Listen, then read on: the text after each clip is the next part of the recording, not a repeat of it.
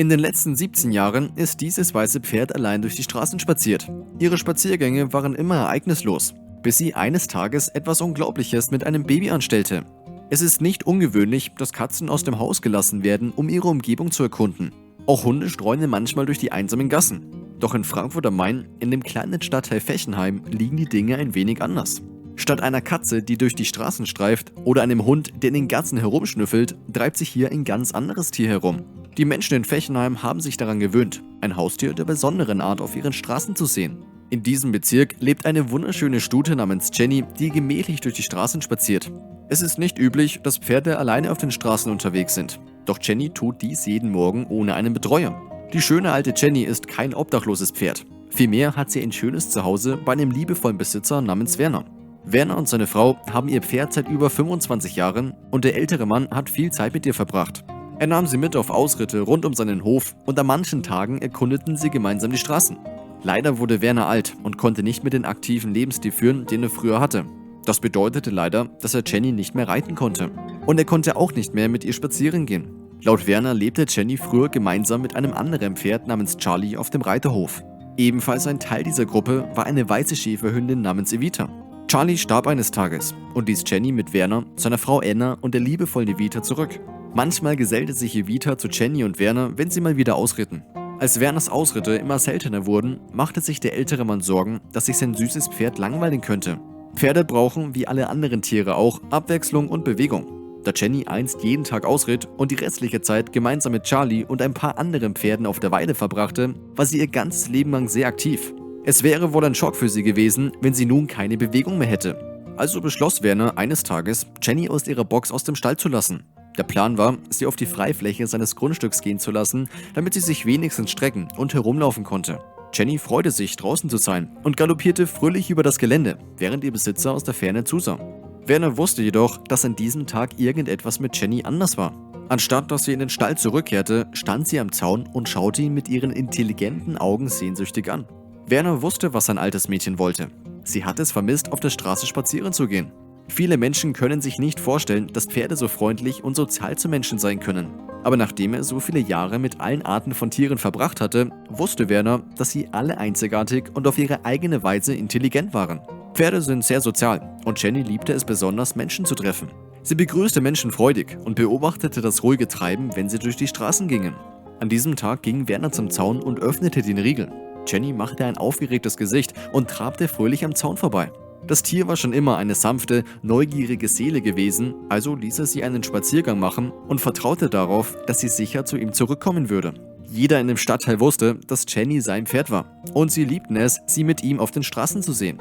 An diesem Tag kehrte Jenny nach Hause zurück, genau wenn es Zeit für das Mittagessen war. Kurz vor Mittag kam Jenny den Weg zum Hof hinaufgetrabt, wo Werner am Tor auf sie wartete. Den ganzen Tag hat er sich große Sorgen um Jenny gemacht und ein paar Leute hatten ihn angerufen und gefragt, ob er wisse, dass sein Pferd weggelaufen sei. Er hatte ihnen einfach erklärt, dass sie nicht weggelaufen war, sondern nur spazieren ging.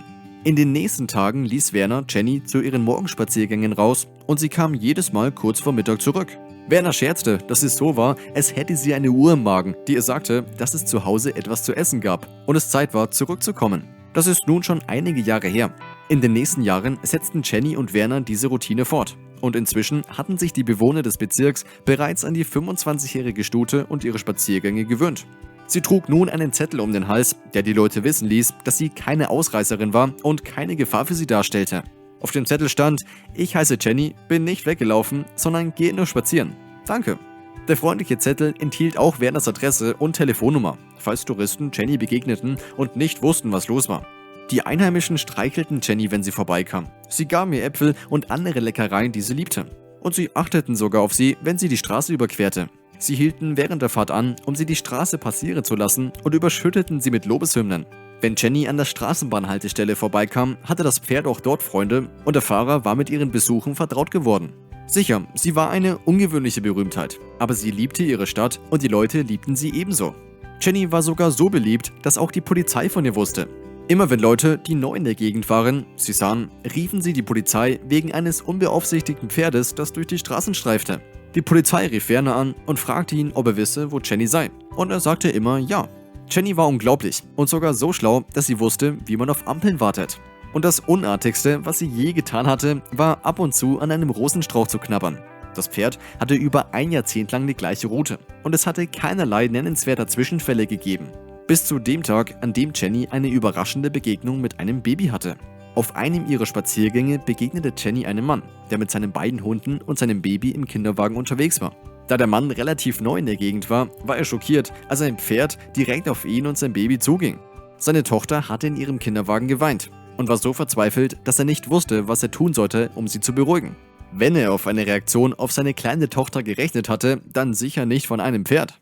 Als Jenny beim Kinderwagen anhielt und hineinspähte, um das Baby anzustarren, war der Mann schockiert. Dieses Tier konnte das kleine Mädchen sehr wohl verletzen, denn es war eindeutig sehr stark. Jenny schockierte den Mann anschließend noch mehr.